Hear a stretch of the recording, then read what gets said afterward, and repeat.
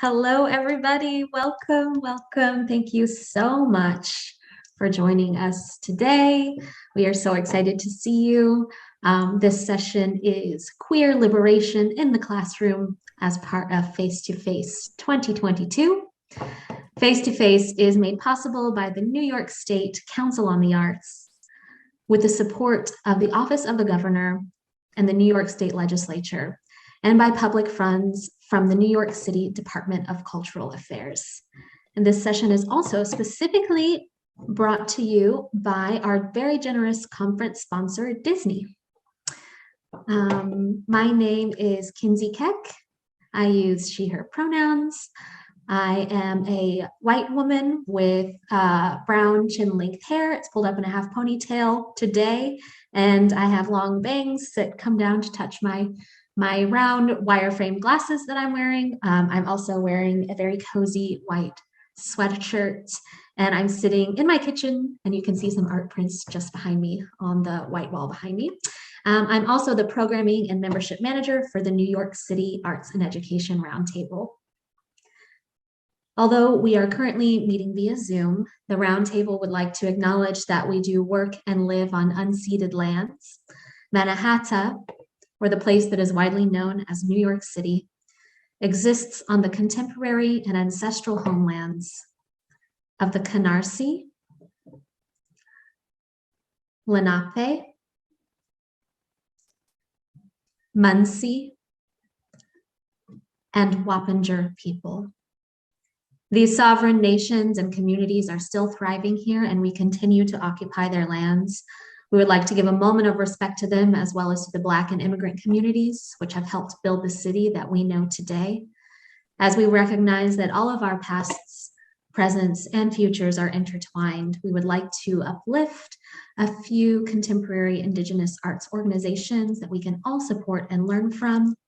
I'm just going to share the names of those and links to their websites in the chat. I do encourage you to take some time to learn more about those organizations and support them with donations if you can.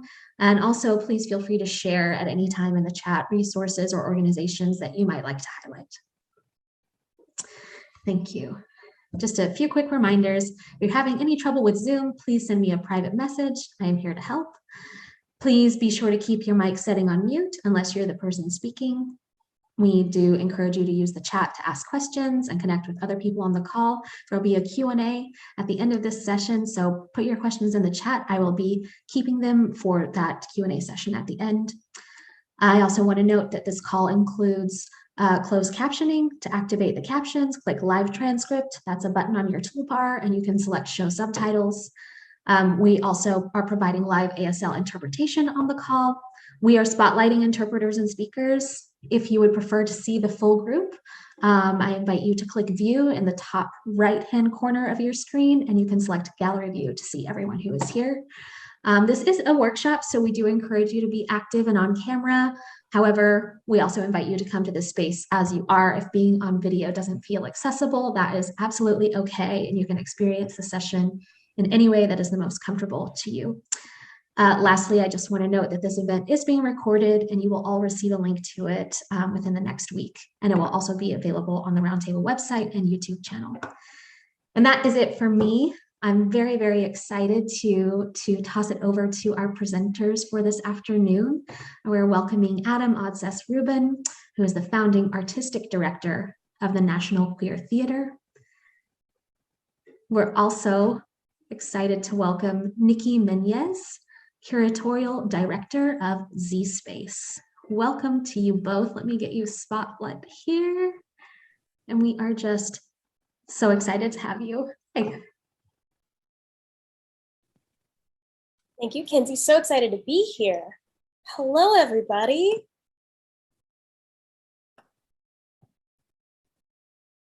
All right. Well, let's kick this off. Welcome to Queer Liberation in the Classroom by myself, Nikki Meñez, and my dear sweet Adam Odsess-Rubin. Hey. We'll introduce ourselves a little more fully in just a bit.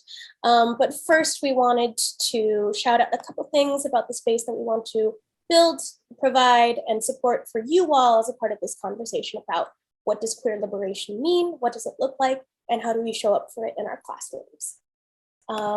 So first of all, I'd love to just uplift that please speak up in the chat. As Kinsey mentioned, we'll be collecting any and all questions, maybe being able to respond to them here and there throughout our conversation today. But otherwise, there will be plenty of time towards the end of our presentation in order to get to your questions. And hopefully be able to build some conversation between you all and where you're all coming from in this practice. Also wanted to speak to some community agreements that we want to set for this space, it being the virtual world. You know, most of you all are off camera, in the chat, and we want to be mindful of how we approach this work and each other. Could I get next slide, please? Oh yes, and say gay. Next slide, please. Thank you. So our community agreements, I'm sure everyone has a little bit of experience with community agreements, but these are just some that showed up for us while we were building this conversation. So first is meet people where they are. We're all coming from different backgrounds. We're entering the space, even myself and Adam, as students to this work. Because we're constantly learning and growing in this work and how we can share that with our students, who are honestly sometimes our best teachers. Want to be mindful not to use purposeful hate speech or derogatory language when engaging with one another in this space. And I wanted to offer that as a disclaimer, we do have some video clips that come up and some stories and scenarios that use such derogatory language. So please, when that comes up, do whatever you need to care for yourself in those moments, however that is showing up for you. Please do speak from the I whenever we might spotlight you to speak up in conversation, or when you're recounting any part of your experience, responding to something. We want to make sure that we're not over, especially in this work, talking about queer identities, queer liberation, and various other ways those things intersect. We don't want to overly generalize, and we want to honor that someone is speaking from their experience. And lastly, queer liberation is for everybody. This is obviously this is a webinar, a panel, a conversation about queer liberation in the classroom, but queer liberation and all of its intersectionality is just one lens on how liberation can happen in the classroom for all. So while we are talking specifically about LGBTQ plus identities and situations and the way that we are able to create that space for those students, it's also inviting students who don't identify that way, or teachers or school communities who don't necessarily identify as queer, to think more openly, empathetically, and open up that space for all walks, all identities. Thanks, Nikki. And thanks, Alex. You can take the screen sharing away for a second. So we wanted to kind of start from a personal place before diving into the content. So in terms of thinking about queer inclusion in the classroom, Nikki and I are both teaching artists. We're both arts administrators, but we're also former queer students and, continual queer students of life. So when I work with queer students now, I look at them as, little Adam and little Nikki. And for me, when I was 16, I was in the closet, I was depressed, I was anxious. For a time, I was suicidal, because all I saw in the media and on TV and heard from teachers was that being gay was wrong. Being gay was sick, it was immoral. It was sinful. And when I was 16, and I'll date myself, Prop 8 was on the ballot in California, where Nikki and I grew up. And the rhetoric on TV was really like, oh, if we let two men or two women marry, like what's going to happen next? They're going to marry pigs or dogs. Society's going to fall apart. And that rhetoric reaches young people.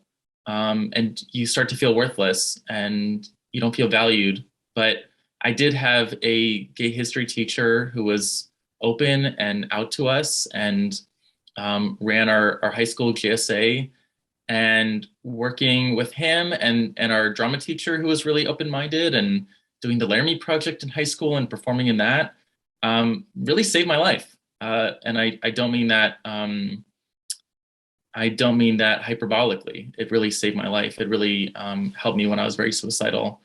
And it helped me realize that I not only was attracted to boys, but that I was part of a community and a history and a culture that went far beyond just my my private attraction, and that there were other queer people out there, and that I was loved as a young person. So I share that with you because, you know, that little suicidal kid grew up and started a queer theater company and is now, you know, talking with a bunch of amazing teaching artists about how to support queer youth in the classroom. So, you know, you have the power to do that with your students. Nikki? Thank you for sharing your story, Adam. Yeah, as Adam said, we're both Bay Area kids from California. That's where I'm calling in from currently. Yalamu, which is colonially known as San Francisco, and is on the land of the Ramaytush-speaking Ohlone people. Here, I have stayed as a resident, a settler, an arts administrator, and as Adam said, a teacher. And for me, growing up on the other side of the Bay, opposite to Adam, and going to a private Catholic all-femme school, I was surprised at the way in which queer representation at a school setting you might assume would be more conservative was able to help me blossom into an identity I didn't know was possible for me as a young person. So being surrounded by femmes, and also having, very similar to Adam's experience, like out gay teachers, and especially the privilege of a local HIV/AIDS activist, Greg Casson, coming to our women in relationships classes and talking about his experience as a gay man who is religious and is HIV positive. That representation, and we'll talk more and more about this through our conversation today, but that representation is so important.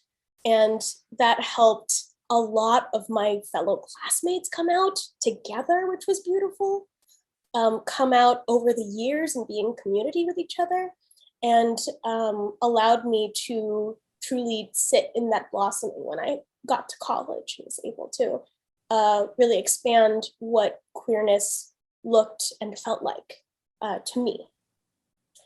So since then, though I sit in my job as a curatorial director at Z-Space currently, for about 6-7 years, I was directing an educational theater program through a queer theater company here in SF called New Conservatory. And this program has existed since the 80s in order to combat misinformation about HIV and AIDS, but also to be able to use that as a platform to teach about empathy to all grade levels. So we were producing original plays and having beautiful talkbacks with these students, really hard talkbacks with these students about identity, about sitting in your own identity, and then also having a relationship with somebody else's identity that you might not understand, and that understanding or not is okay in those relationships. And sometimes that can help you grow an understanding of yourself. One of my favorite things to tell both the students and the adult actors who were performing these plays was that when you make a healthy choice for yourself, you're also making a healthy choice for someone else. And that's both important, physically and biologically, but also emotionally. Because when you show that love and respect for yourself, you can model it for others. You can act on it towards others. So that's me. You're so cool, Nikki. So cool. You're so cool. If we can screen share again, Alex, to the National Queer Theater slide, please.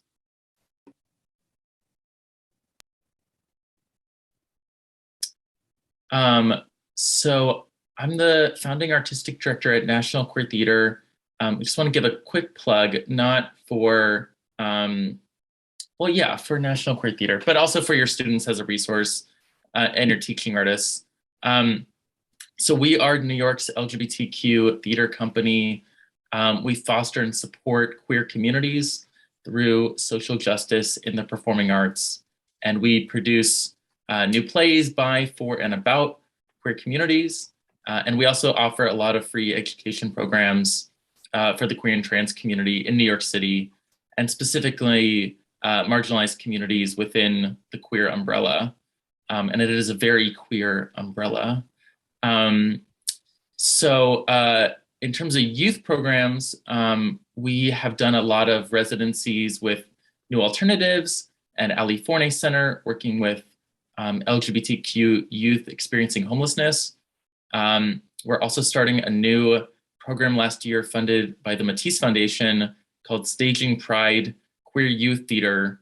That's going to be a free after-school queer youth theater program at the LGBT Center starting in February. So we would love for you to send students there. And we're also still looking for teaching artists for that. So if you identify as a queer or trans theater teaching artist, definitely shoot me an email, and I'll that's at the end of the slideshow, and I'll put it in the chat as well. Great, we can go to the next slide. So before we share information on supporting queer students and teachers in the classroom, we wanted to share a bit of why that's so important and how much that's lacking and why it's needed.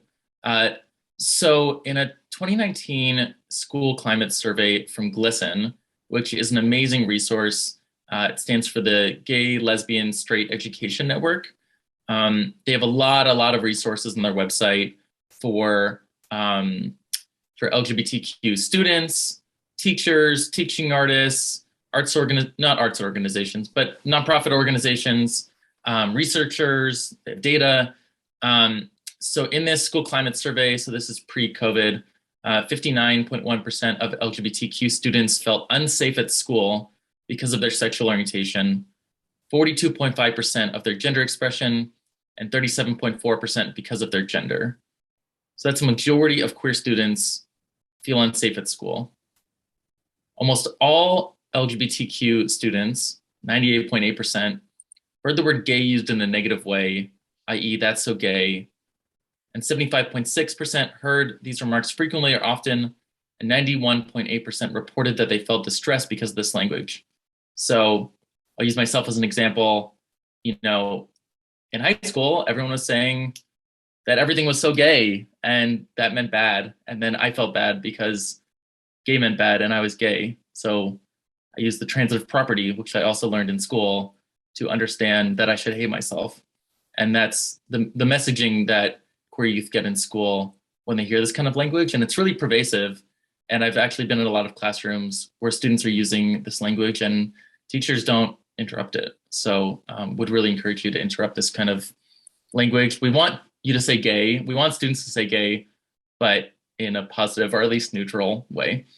And then nearly a fifth of LGBTQ students reported having ever changed schools due to feeling unsafe or uncomfortable at school.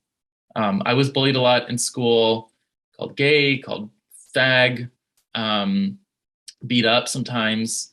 And I changed schools in after 5th grade because I wasn't safe at my school, and I certainly wasn't able to learn. So this is a really pervasive problem. And queer students get behind in school academically because they miss class, because they miss school, because of bullying, because of problems at home. So this really affects students academically. We can go to the next slide. Thank you.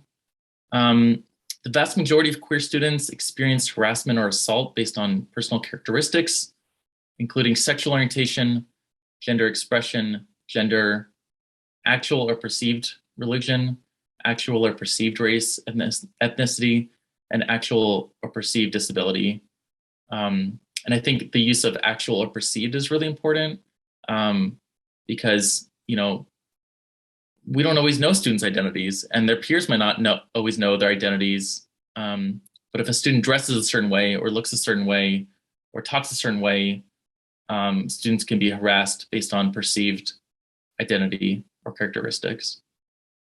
I remember plenty of straight kids getting bullied for being gay in school, even if they weren't gay, because they weren't into sports or they liked theater or, you know, these kinds of things. Less than 1/5 of queer students reported that school staff intervened most of the time or always when hearing homophobic remarks at school. And less than 1/10 of queer students reported that school staff intervened most of the time or always when overhearing negative remarks about gender expression. So it's really critical that you speak up and not be a bystander when you hear negative comments about students' sexuality, gender identity, or gender expression, because you're the role model in that classroom or in that hallway or even outside of the school after school when you're tired and you want to go to Starbucks. It's really important to speak up and say that's not okay. Only about 20% of queer students were taught positive representation of LGBTQ people, history, or events in their schools, and 17% were taught negative content about queer topics. So I'm also Jewish. You know, I went to a Jewish school as a kid. My parents are Jewish, my family's Jewish. I was taught positive things about Judaism and about Jewish culture and history in school and at home, but not about queerness. So I didn't have any role models. There was no representation except maybe like Queer Eye for the Straight Guy, like the original, without like Anthony, who's so cute, like the original with Carson Kressley, who's like a little annoying. That's all we had. And like queer as folk, like I snuck the DVDs like in the basement at my parents' place as a kid. Totally not appropriate. So one thing we'll talk about is incorporating LGBTQ topics into your curriculum. You know, we'll talk about the Don't Say Gay bills that are happening across the country, but luckily in New York, we don't have that, at least yet. I don't think we will, but you can include LGBTQ topics in your curriculum, whether it's math or history or science or theater or art or dance.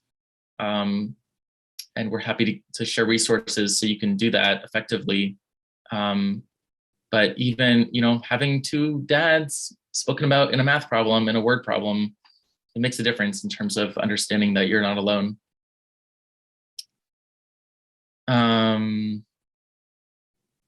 Yes, thanks, Alberto. Surprise, queer people are present in all subjects. This is a quote from this GLSEN study. I got rocks thrown at me and was beaten by kids at my school. I never told anyone about this, not a parent, school staff member, or peer. So not only is this harassment happening against queer and trans students in school and after school, but a lot of this harassment goes unreported. And even when it is reported, often harassment goes unaddressed by adults in the school, at home, and there's often a lack of consequences even when it is addressed. So, I mean, imagine a student at a school where you're doing a residency has homophobic parents, and maybe the principal is not very familiar with LGBT issues. Even if a student says, hey, I'm being bullied for being trans, there's not a guarantee that adults will do something about it, which is a huge barrier for queer youth addressing harassment in school. Okay, next slide, please. Okay, so this is, we're going back in time a bit. In 1978, there was an initiative called the Briggs Initiative, named after a homophobic California politician. Prop 6 was on the ballot in California. In California, we vote a lot on things that probably shouldn't be voted on. And this ballot initiative was to exclude LGBTQ people from being able to teach in California public schools. And a young political activist named Harvey Milk, before he was famous and elected into City Hall, was fighting against the Briggs Initiative. This is actually what made him famous. So here's a clip of Harvey Milk and his colleague, Sally Gerhardt.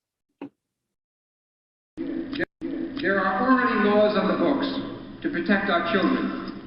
Everybody from superintendent of schools, Wilson Riles, to Jerry Brown, to newspaper editors across the state, agree that indeed we have the laws to protect our children. I was born of heterosexual parents.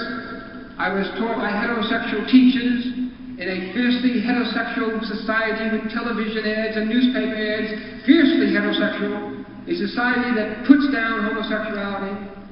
And why am I homosexual if I'm affected by role models? I should have been a heterosexual. And no offense meant, but if teachers are going to affect you as role models, there'd be a lot of nuns running around the streets today. Sometimes I think what we were faced with in Proposition 6 was not so much a conflict of values as two sets of fears. The incredible fears that the gay community had, all of us, that here we were being stomped on by what was turning out to be the moral majority. I mean, our very lives were being, threatened. The ways that we live, what our lifestyle is, and our reaction was extreme, and it should have been extreme. But then when you get into the other person's shoes, you figure that there was a lot of fear on the part of the fundamentalists as well. I mean, when you've lived your entire life believing in a certain social structure, believing in certain sex roles, believing in the ways that men and women should relate to each other, believing in the family, believing in what you believe God says should be the way human beings should relate within the family structure. And all of a sudden, there are these perverts out here saying that there are ways to live that are different from that, and that furthermore it's great and beautiful and true and good. Then you're threatened. And the very fabric of what this nation is supposed to be made up of, in the eyes of the fundamentalists, was actually being attacked, or is actually being attacked by gay people. Thank you. Luckily, the Briggs Initiative was rejected by California voters after a push from Ronald Reagan, who was governor, and Jimmy Carter. It's kind of shocking to believe that Ronald Reagan actually helped defeat this conservative initiative, but it shows you how much more divisive politics have become in our country on social issues. A few definitions for our work today and for life. I've already been using LGBTQ and queer interchangeably. Queer, at least for me, is an umbrella term that incorporates all non-hetero, non-cis identities. And I would also say has a more political or more activist connotation to it historically. The word was reclaimed in the 80s and 90s by groups like Queer Nation and ACT UP. Excuse me. Obviously queer historically has been a slur, but has now been adopted, especially by, I would say, ages like 50 and below, queer people and trans people, as a term of liberation. When we do classes at National Queer Theater with queer elders, they're like, don't use the word queer, it's insulting. But with young people and adults, we usually use the word queer, and it's okay to say the word queer if you are a straight ally, as long as you're using it mindfully and positively. It's okay. I give you permission. You can have my gay card if you need it. LGBTQ stands for lesbian, gay, bisexual, transgender, queer, and then some people add in an I for intersex. The former, now outdated term is hermaphrodite, if you're familiar with that, but we use intersex as a more respectful term. Also, sometimes people put in A for ally or asexual. Sometimes people put in a Q for questioning. We've not agreed in the gay agenda meetings on one acronym, but LGBTQ or LGBT or LGBTQIA are all fine. And when we talk about queer liberation, we're really talking about queer and trans people being able to be themselves fully, being able to be ourselves fully, being able to express ourselves fully. And that can look a lot of different ways. It doesn't have to be, you know, a drag queen being fabulous. It could just be someone living their daily life, but that we're not hindered by societal homophobia or transphobia. Heteronormativity, the word hetero in there is the idea that straight is normal or assumed. So often when we have a classroom in a school and we have 20 or 30 plus students, many teachers will assume that all their students are straight unless proven otherwise, or unless someone comes out to them. And a lot of students will assume teachers are straight and cisgender unless something is said otherwise. And this is one reason why coming out is so important, I think especially for teachers, because even with this hair, students will just assume I'm straight unless I come out to them. And it's easy to assume that students are straight or cisgender unless they come out, because society normalizes straightness and cisgenderness. Non-binary, non-conforming are words for people who don't identify with the gender binary, male, female, man, woman. It doesn't mean that people are both. It means that people are outside of the binary. And young people will, if you ask 50 young queer and trans people how they identify their gender, you'll get 50 different answers usually, or at least 40. Young people use many different words for gender, and those words will continue to evolve. And even I sometimes I'm like, oh, I've never heard of that one. And that's okay. You can ask politely, oh, what does that mean to you? And then we already addressed this, but that's so gay is something we hear a lot in schools. To mean that's so bad, or like that's so weird. So we just want to interrupt that kind of speech in schools. Okay, so finally, we're getting to the not that's so gay, the Don't Say Gay bills that started recently in Florida, but have now multiplied across the country. So here's a news clip with some context. Florida tonight, where Governor Ron DeSantis has signed that bill into law, banning instruction on sexual orientation and gender identity with younger children through 3rd grade. ABC's Victor Akendo in Florida tonight. Show it off official.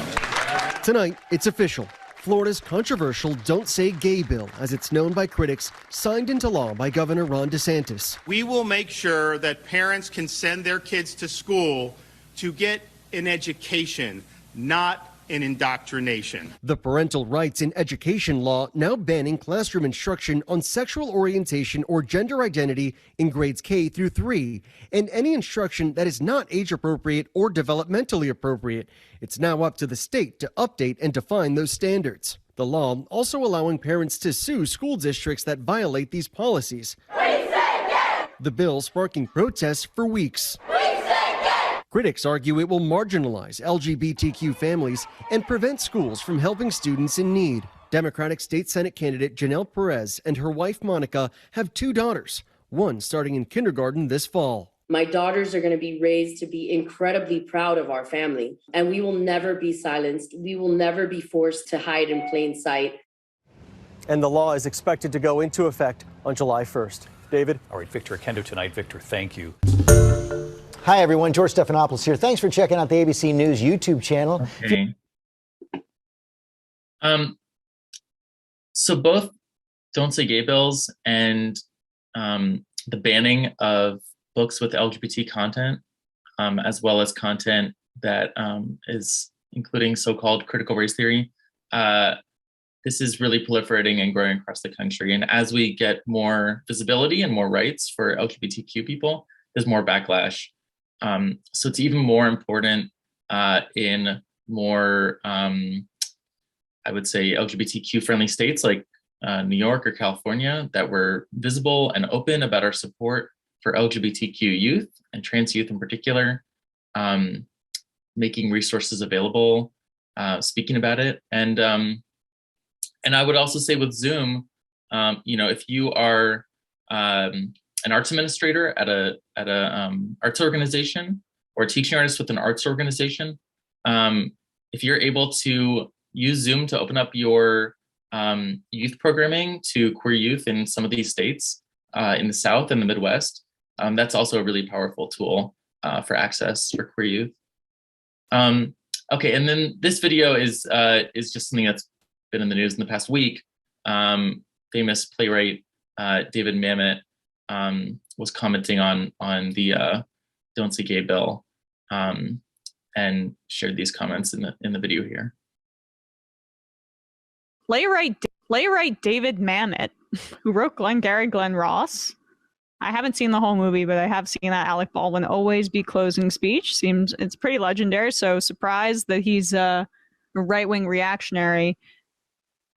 He maybe says the quiet part a little bit too loud when talking about teachers in general in regards to Don't Say Gay legislation throughout the country, and particularly in Florida. But we have to take back control. If there's no community control of the schools, what we have is kids being not only indoctrinated, but groomed in a very real sense by people who are, whether they know it or not, sexual predators. Are they abusing the kids physically? No, I don't think so. But they're abusing them mentally and using sex to do so. This has always been the problem with education, is that teachers are inclined, particularly men, because men are predators, to pedophilia. And that's why there were strict community strictures about it. Thank God. So this started to break down when the schools said, you know what, we have to teach the kids about sex. Why? Because what if they don't do it at home? And this is exactly it. All of these people who want to, like, whether it's Joe Rogan or like a Substacker saying that parents have the rights to, like.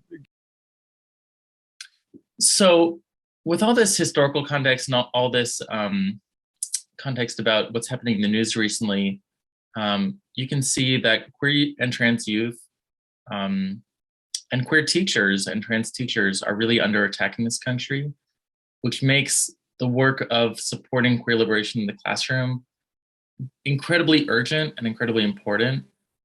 We're so happy you're here, and now we'll be a bit more uplifting and share some really proactive tactics you can use in and outside the classroom to support queer youth. And I'll turn it over to Nikki.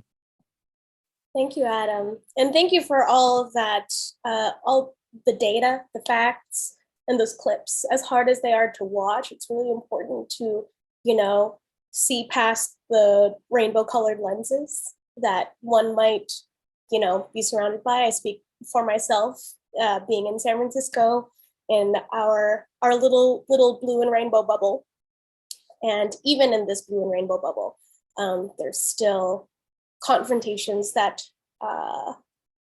shock but don't surprise me sometimes. When it comes to both students, teachers, school communities, and just walking through the world out and proud. As Adam said, we want to support you all and start generating ideas about how you can support the movement of queer liberation in your own classrooms, in your own relationships, whether it's teacher to teacher, student to student, or acting in advocacy in your own school community, and possibly in your district. So first on our list is supporting queer and trans students in the classroom. Thank you, slide. Setting the culture. As teachers and administrators in particular, it's important to understand how much your moves and the way that you walk through the world impact the students. And we've talked a lot about this so far. I feel like there are concentric circles around a lot of the things we're going to touch on. And as a reminder for myself and everybody, the fact that queer liberation is for everyone means that, you know, it's not just, this moving through the world is not just for the queer students. Be the supportive adult. Be, you know, that's a broad stroke. Yes, Alberto, everyone. Being the supportive adult can show up in really different ways, depending on your relationships with students, relationships with community. But that open honesty, listening with your heart before you listen with your brain sometimes can really make the difference for a queer student who's questioning or exploring and needs a place to land wherever they're at in the context of their lives in and outside of school. So like the micro moments, the instances where you can open up and model that for a queer young person who is just trying to get through their school day can be so important and so much more impactful than we realize. Ask and respect pronouns. We've talked a little bit more about this. Adam said, as Adam said, you know, if you ask a class of students what their pronouns are, what their identities are, you might get 50 different answers, depending on the students and depending on the school. But again, that modeling, being able to open up with, hi, I'm Nikki, my pronouns are she, they. And remembering how important it was for me to be able to hear that from somebody else as an adult, especially. Being able to open up my perception of what the gender spectrum and the sexuality spectrum is. Again, that modeling, that offering of, hey, you can take up space in this way. And if, you know, a student's pronouns change from one day to the next, there's still that space for them when they come land in that classroom. Micro matters. I mean, I've been talking about this, the modeling of behavior, the way that you interact even with your peers and colleagues can matter so much to the way that the students listen to what you're doing, even if they might not be listening to what you're trying to teach them, like in your curriculum. It is so important that they are able to see an expansive amount of adult representation and the way that that openness can perpetuate in the way that they relate to their classmates, their peers. And start or advise your school's Gender and Sexuality Alliance. If you haven't heard of a GSA before, it's a national network that supports students, teachers, advisors, school communities about how to better support, build community and create change by empowering queer and allied students on their own campuses. Can I get the next slide, please? Uplift and inspire. As with the modeling, being able to, especially if you are, say, a teaching artist and you are, you know, offering more complexity than is from your own identity or experience. As Adam was saying, you can include two same-sex parent couple in a math problem. It's the little things about those representation and normalizing the nature of humanity outside of heteronormativity that, again, is small, seems so small, but matters a whole lot. And then being purposeful about it, creating visible representation of LGBTQ rights in your classroom. How are you teaching history? How are you teaching literature? Who are you including in those curriculums? And who are the posters of people that you put up in your classroom? So when students walk in, they see feel, hear that they are welcome as well. And selecting culturally appropriate curriculum. Again, that's, how can you see what is on your plate in your curriculum with your students? And I realize I'm talking very specifically about the teacher experience. And I think there's much more about curriculum than just what happens inside a single classroom. How are you encouraging school assemblies, and what are they about? That is also a part of curriculum. How are any extracurriculars also uplifting LGBTQ plus voices and narratives? And again, that expansive thinking of where you're sitting in your own school. And next slide, please. And mindfulness.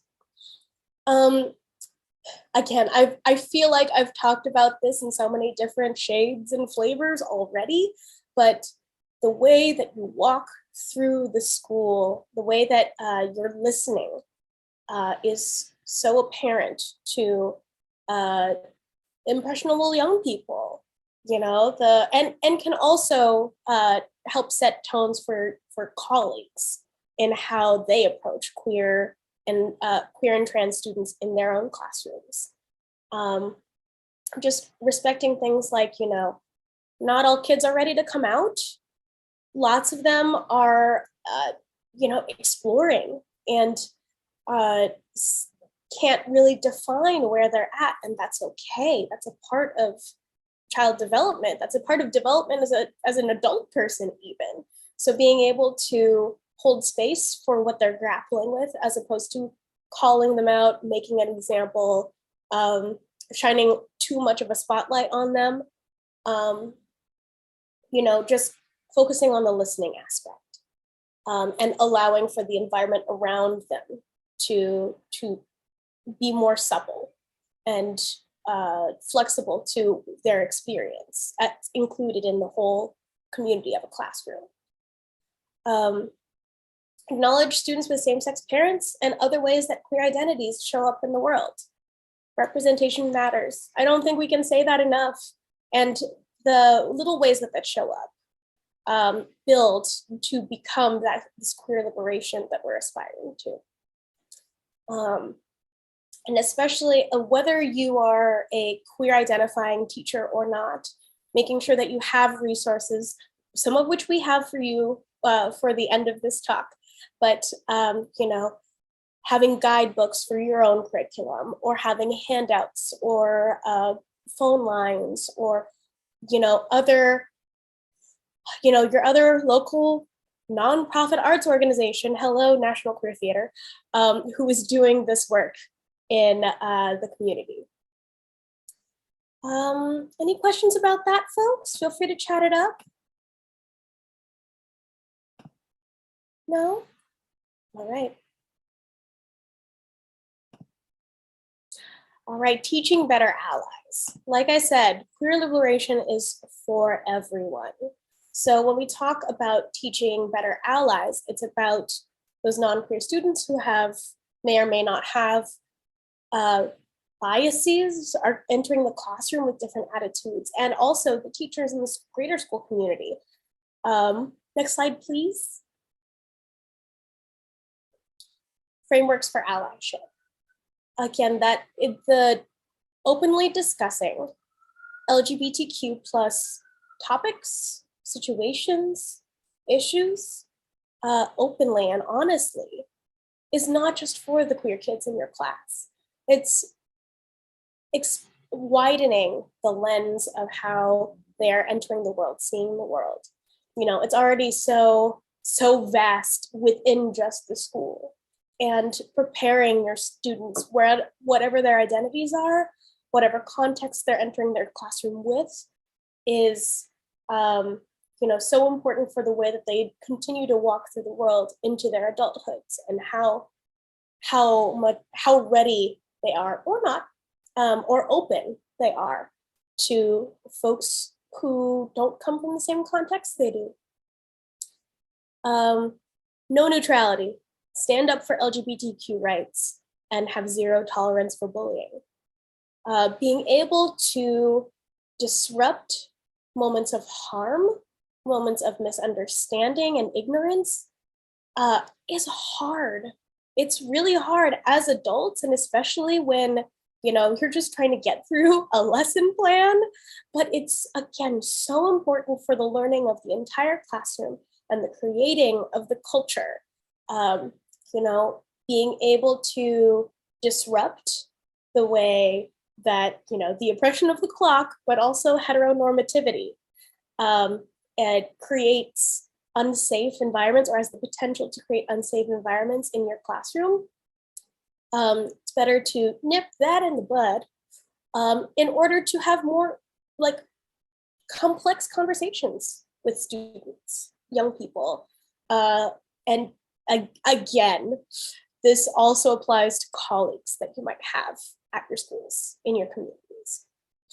And using gender neutral language. We talked quite a bit about pronouns and about people showing up in a variety of different identities and how fluid that could also be.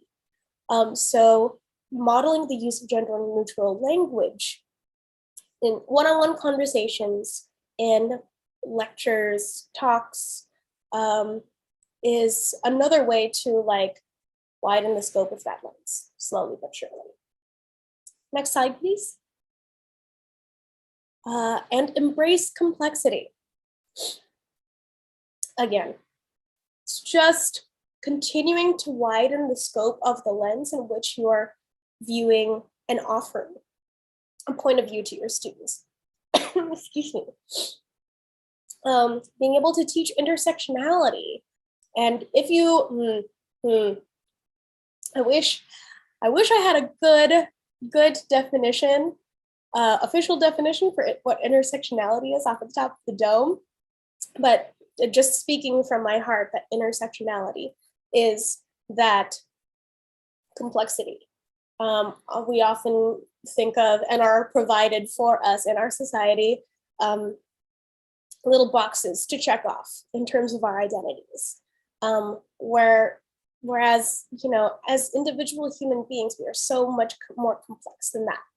And while our identities do not define us, it's the culmination of those multiple identities, those multiple truths that we hold as people that are able to allow us definition for ourselves. Meet people where they're at, not shaming people. In this work and in everything, especially when you're interacting with young people, everyone's on their own individual journeys, and that open-hearted conversation, that honest curiosity, and being able to inquire kindly and sometimes playfully when you can, is so important. Excuse me. For collective growth, for individual growth. And again, it's how does a single person have the opportunity to come away changed from an interaction if they are kindly corrected on the use of some language, like for instance saying that's so gay, and being able to stop for a second and be like, well, what does that mean? What does gay mean to you, and why do you think that? Being able to be more critical about the way that we walk through the world, the language that we use especially. And don't assume heterosexuality or cisgender identities. Breaking that heteronormativity, again, disrupting it. Being able to allow for a more expansive worldview, being able to offer that to your students is something that they may or may not be offered elsewhere. So every instance where that can happen is important, whether it's apparent in the moment or not. Any questions, folks? Great. Next slide, please. And I'll pass it over to Adam. Wonderful. Nikki, if it's okay with you, let's move on to the Q&A after this section, just for time. So I want to talk about uplifting LGBTQ educators. While I'm doing that, any questions you have for us, or any scenarios that you want to talk through that maybe have come up for you in the past around working with queer or trans students, this is a good time to put those in the chat because we're coming up on the Q&A. So give us some juicy things to talk about, or else we'll just like riff and talk about how cool the other person is. Being role models, being out and proud as queer teachers is so critical, because for so many queer youth, they don't know any queer adults. You know, as young queer people, we grow up almost always with heterosexual parents, right? Sometimes we're the only queer people in our families, and the only queer people we know until we go to college. So if you're able to be that one out role model in that kid's life, that can be life-saving. There's been studies that, especially for trans youth, knowing one, not even trans adult, but knowing one supportive adult in their life, whether they're queer or not, actually reduces suicidality. So if you're able to be that supportive adult in a young person's life, you can actually save their life. It's that critical. So in the classroom, and this is difficult if you're a teaching artist, because often we're in classrooms for just an hour or two at a time, doing a pre or post show workshop. But you know, I would really encourage you, when it's safe, when you're comfortable, to be out. And that's not always comfortable, but there's different ways that can look. It can be verbalizing that. Excuse me. It can be wearing a rainbow pin or a pronoun pin, or your funky purple hair, or you know, maybe you're a male teacher wearing a skirt. You know, there's a lot of ways that queerness can be explicit or implicit, and those are all valid with youth as well. If you are an arts administrator or you run an arts education program, hire and train queer teaching artists. Employment is a huge barrier, especially in the trans community. So if you're able to hire and train queer teaching artists and trans teaching artists, that benefits not only those teaching artists, but also your students, who 10% of whom-ish are queer and trans themselves. You're helping represent the communities that you're serving. And you're creating a more diverse and robust teaching artist staff. If you are head of a program or an arts admin, protect your queer teachers and speak out against legislation like Don't Say Gay. Stand up for your queer and trans teaching artists, whether in the classroom or outside the classroom, and let them know that you are there for them and that you're an ally. And then for queer and trans teachers, teaching artists, find and build allyship amongst the staff at the school or arts organizations that you work at. Find those other queer and trans staff members, find those allies, find those other teachers who have your back, so that if something happens, or you want to talk about a student issue that's coming up, or a student that maybe is struggling with their identity, then you have other people to check in with. And you know, kudos to you. You know, as we saw before, you know, queer teachers being out in the world is a pretty new phenomenon.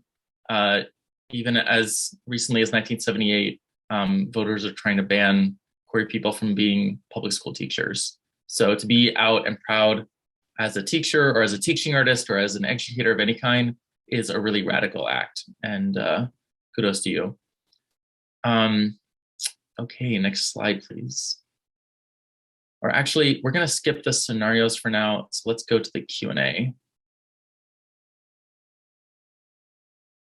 So our main question for you is, what resources or training do you need to be a better teaching artist or school teacher or arts administrator or principal for queer and trans youth?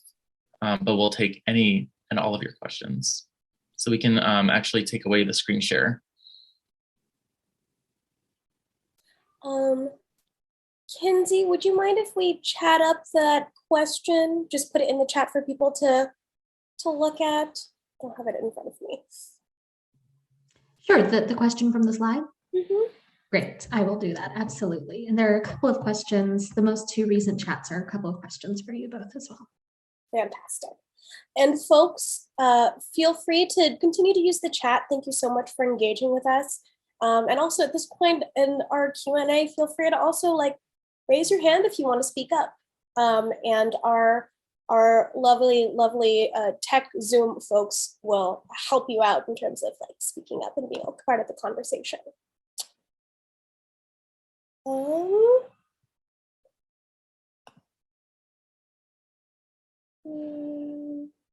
Nikki? Yes, Adam? Could you give us some examples of some gender neutral greetings? How would you greet a class in a gender neutral kind of way? Besides, what's up, fam? Hey, folks. How are you all doing today? How are y'all doing today? You can get really playful with a gender neutral greetings. Ahoy, mateys. Hi, everyone. Yeah. Hi, all. Hey, class. Mm-hmm. If they're, little, hi, seahorses. Yeah. Hey, kittens. Yeah. There are ways to be playful and inviting about gender neutral greetings.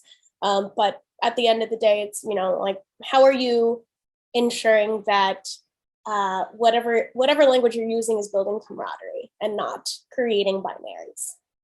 Yeah, we try to avoid, hey, boys and girls, ladies and gentlemen, for elementary school, often, lining up by gender is common. So we try to avoid that and be as gender neutral as possible. Mm-hmm.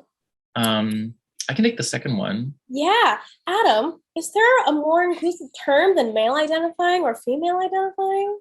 I'm so glad you asked, Nikki. And yes, so people have different answers. We're not the experts on this.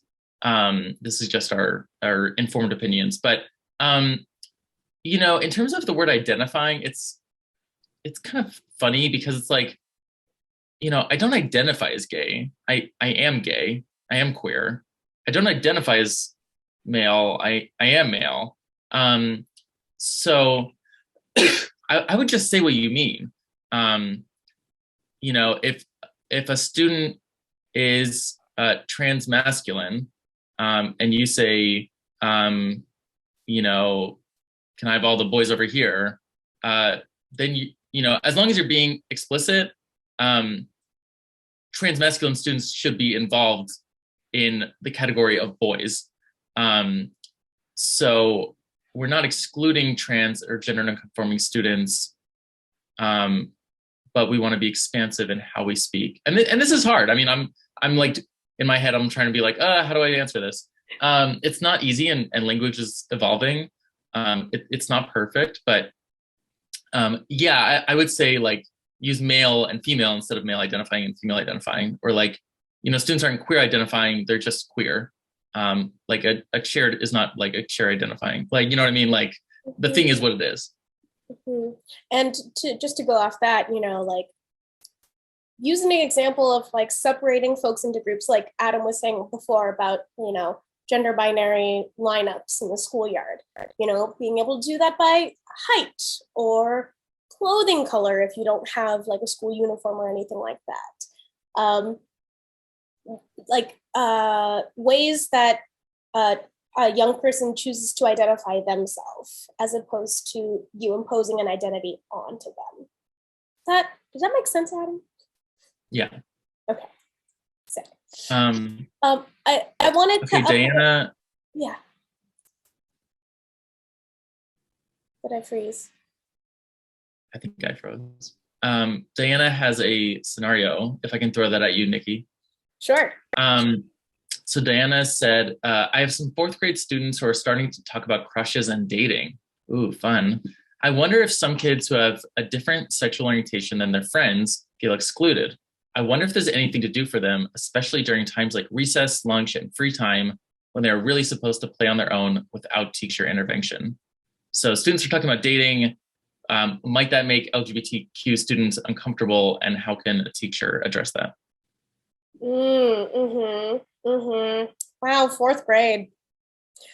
What a wild age to be in. But I would say that goes back to some of the things we were talking about subtly threading queer narratives and normalizing queer narratives in your curriculum.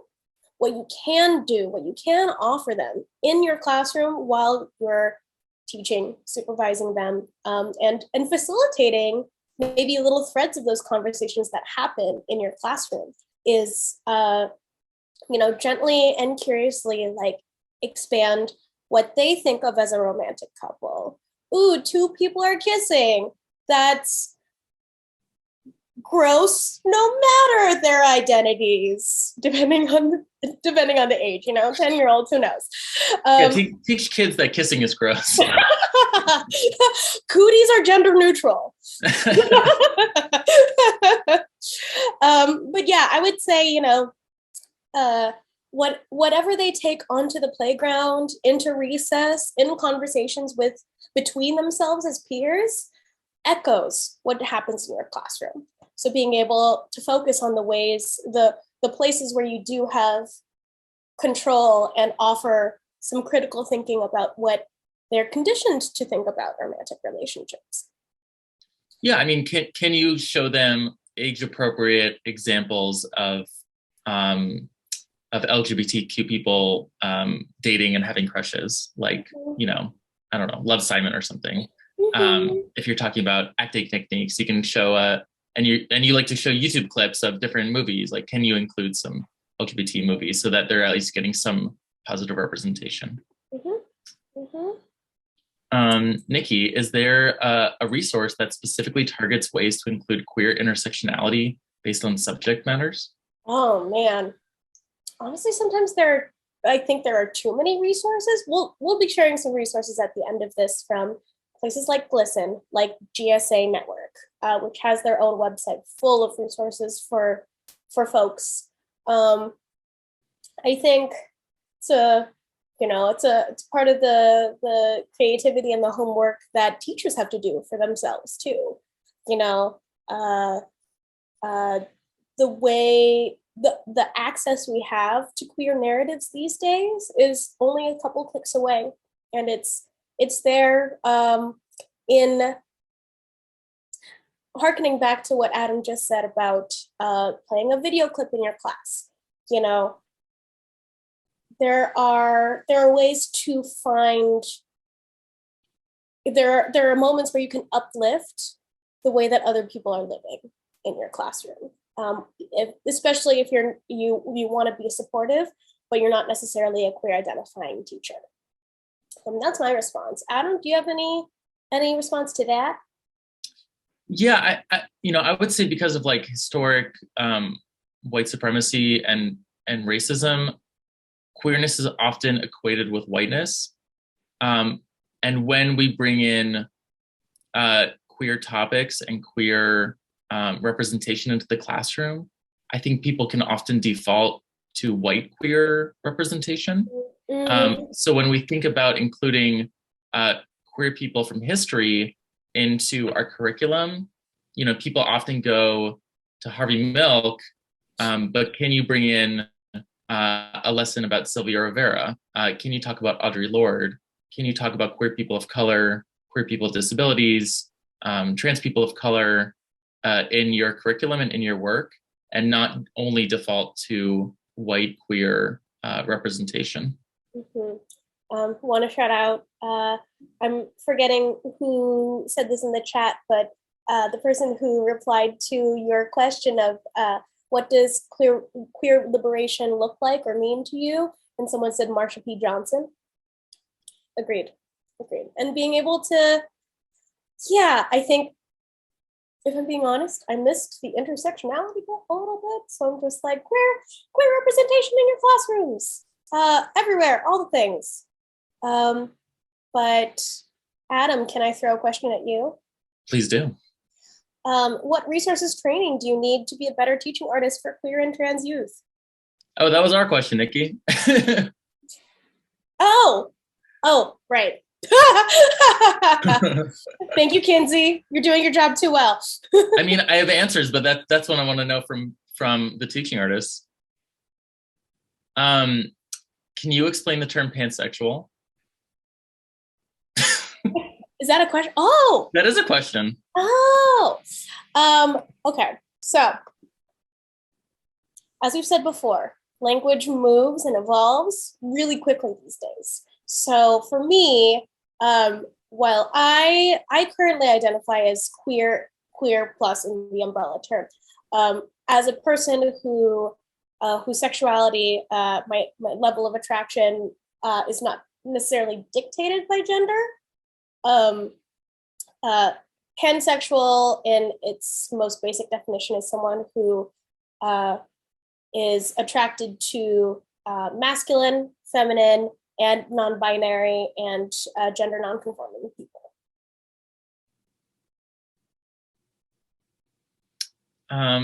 Ali asked, would love to hear tips for dealing with antiquated gendered language with co-teachers and school admin. I hear a lot of boys and girls, frowny face. Very true and very good point. I think it kind of goes back to the not shaming thing and meeting people where they are. I don't think you're going to get very far in practical terms going to those co-teachers or those admin and saying like, that's bad, we should use gender neutral language, because people might not be receptive to that. I would say what you do have the power to do is to be a positive role model and to model gender neutral language with your students and hopefully inspire that school admin and your co-teachers to follow your example and for your students to follow that example. If you feel like you have a good rapport with these people and they, will be open to some constructive feedback, I would say, look at GLSEN, look at GLAD, look at GSA Network, and find some resources that talk about gender neutral language and say like, hey, I found this really cool thing on the internet. One of my fellow teaching artists shared it with me. What do you think about this? Like, I think this would be really cool to adopt in our classroom. Or if you're a classroom teacher and you can put up posters in your classroom, like maybe there's a cool graphic or poster about gender or gender neutral language that you can have visibly up in your space. But yeah, I think it goes back to meeting people where they are. We're all on different journeys with language, especially around gender. I think this is really something that a lot of people struggle with, even queer people. I work with plenty of like gay and lesbian people who use pretty transphobic language, and we have to talk about that and break that down. A lot of people are not comfortable talking about anything with gender that goes outside of the binary. It's very ingrained in us as from birth, from like gender reveal parties to your sex on your birth certificate to Barbies and trucks. Like, it's very, very ingrained how we talk about gender. So I think what you have the power to do is how you talk about it, and gently being that role model. It's actually a great segue because I got messaged a question, Adam. Question on pedophilia. Why are some people worried that the acceptance of trans and gay exposure to our children will lead to the acceptance of pedophilia at large? What is their reasoning? Yeah, who knows? This is an old homophobic trope that goes back a really long way. That's been used to prevent gay men specifically, and I would also say like trans folks from being around children, from being able to adopt or be legal parents or guardians, from being able to marry. This definitely came up from the far right during the marriage equality debates and referendums. Yeah, this trope around gay people being pedophiles or inclined to pedophilia, as we heard David Mamet talk about, like, what the frick? That's so messed up. It's a really old trope, and something we need to combat. And, you know, I would say especially stand up for gay male teachers and trans teachers, and, you know that we're safe with your kids. And we're, you know, of course, like, for any teachers, you want to do background checks and you want to, you know, vet your teachers, but there's no data that shows that gay teachers or trans teachers are disproportionately inclined to sexual assault or pedophilia. That is a very homophobic old trope.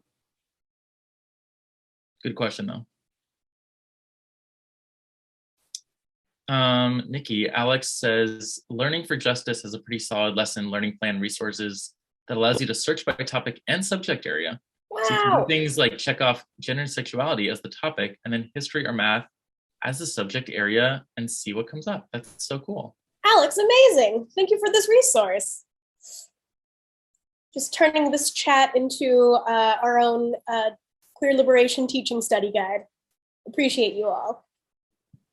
Yeah, Alberto also shouted out GLSEN and the Ad Council's ads about combating That's So Gay. That's really cool. Alex quotes the wine bottle scene from Schitt's Creek as a definition, an exploration of what pansexuality is and looks like. Thank you. Great show. Any other questions from the chat, or if people want to raise their hand or unmute themselves?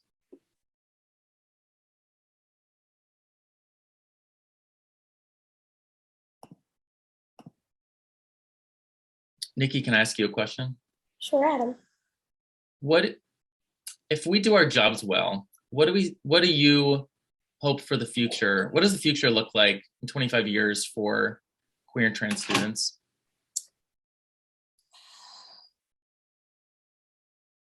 That, excuse me. For me, that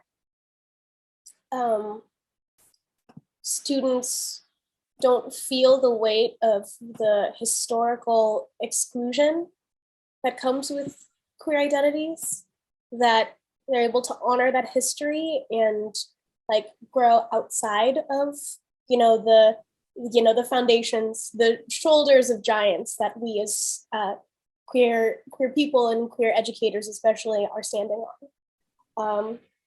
That,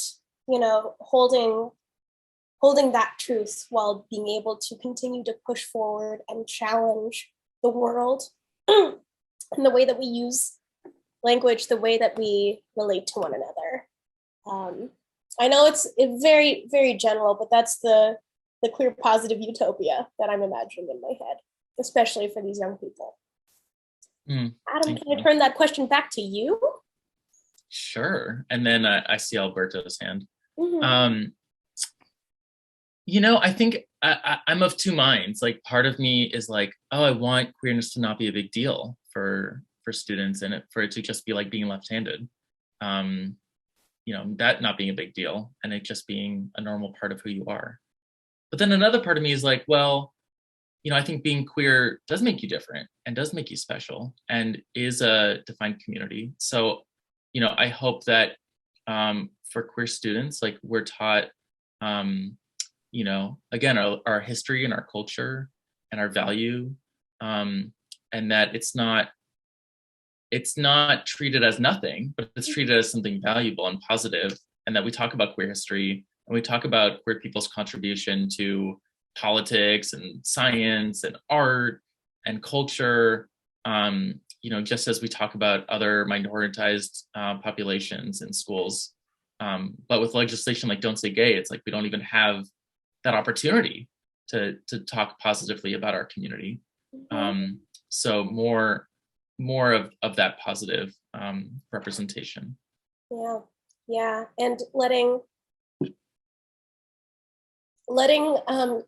one point of somebody's identity within the incredibly complex human being that they are be something that they can hold and uplift and empower, and that's also not all there is to a person. Like you were saying, you're not queer identifying, you are queer. Yeah. Alberto, do you want to unmute and share your question or comment? I have one of each.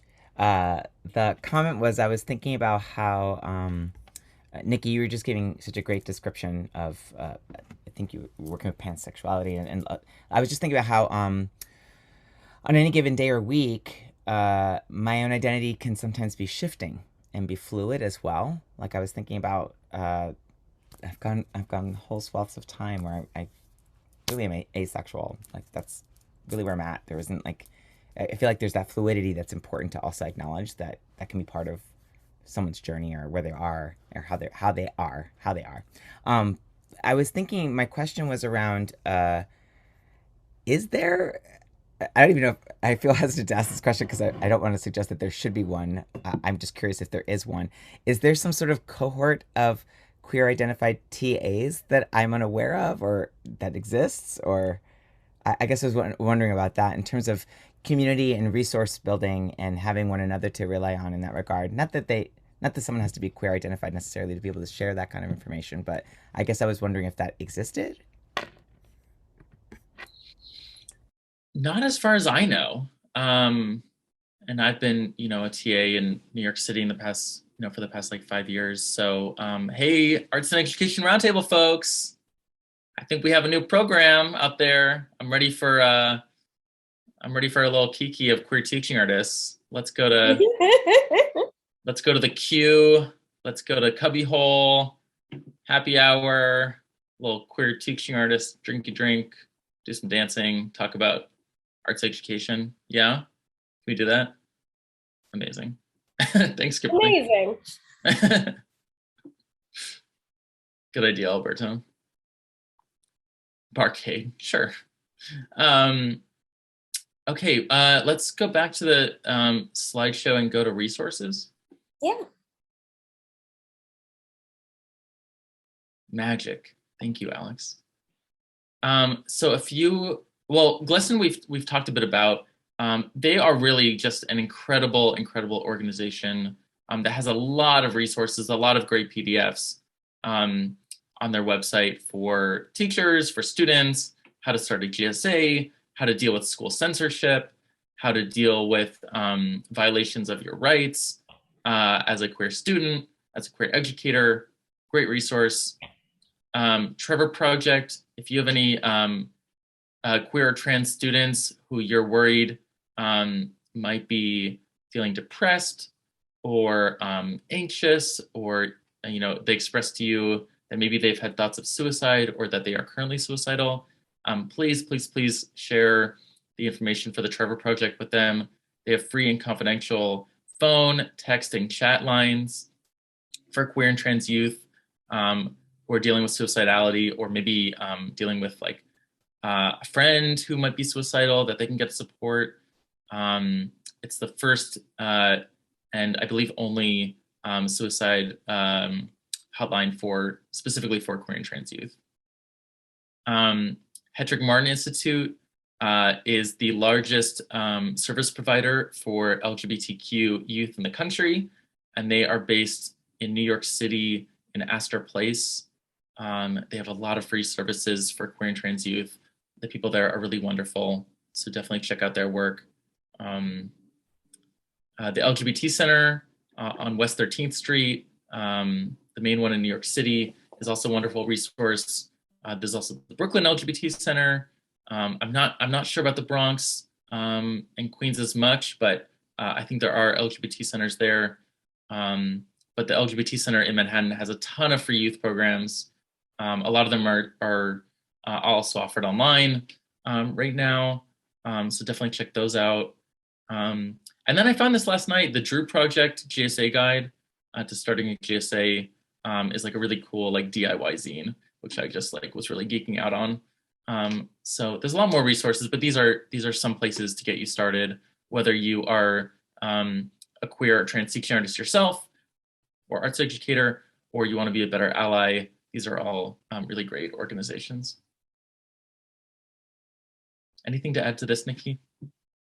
No, this is a beautiful set. I mean, like I said earlier, sometimes the amount of resources or the vastness of the internet can be overwhelming, but these are like really well trusted, vetted organizations who really keep on top of the way that they collect data and make it accessible to people. So great list, Adam. Thanks, Nikki. Okay, we'll turn it back to you, Kinsey. Alrighty, Alex, I think you can stop sharing, and let me just add myself here. Oh, wow. Thank you so much, Adam and Nikki, for this. I feel like such an expansive resource and discussion. We're so grateful that you joined us today and shared all of this expertise and ideas with us and just talked through a lot of these things with us. Thank you so, so much. We're so grateful to you. And thank you to everyone who joined us today. I'm just going to launch a quick poll. It's just 3 questions, a simple feedback survey. So we'd love to hear from you on your experience today. And please know that we look at all of this information and it helps us determine our future programming. So we really appreciate it if you have a moment to share your feedback. While you're doing that, I just want to invite you all to our next bit of programming. So there will be no virtual sessions for FaceToFace on this coming Thursday because we will be in person again for the last time for this conference in Brooklyn at Mark Morris Dance Center. That will be this Thursday from 11 a.m. to 6 p.m. There are 2 spots left. If you haven't registered for the Brooklyn Day and you want to join us, I would do so now. We hope to see you there. Our next virtual session will be 1 week from today at 10 a.m. That will be Dreaming Before We Think, Developing Curriculum and the Radical Imagination of Educators. So we'll hope to see you then and in Brooklyn as well. I also just want to share that the Roundtable is again hosting an Arts and Education job fair. It's the first one in the last couple of years. And we're super excited to partner with Community Word Project and the Borough of Manhattan Community College to bring that to you. And that is going to be in May. So if you would like to sign up, that's going to be May 5th. If you'd like to sign up and learn more, there's a link in the chat for you there. And I think that's it on my end. Thank you again so much, Adam and Nikki. We really appreciate you. And to our fabulous ASL interpreters as well. And I am going to leave this up for maybe like 20 more seconds for the poll. Looks like most people have answered, and then we will close it out. But so much gratitude. Thank you all.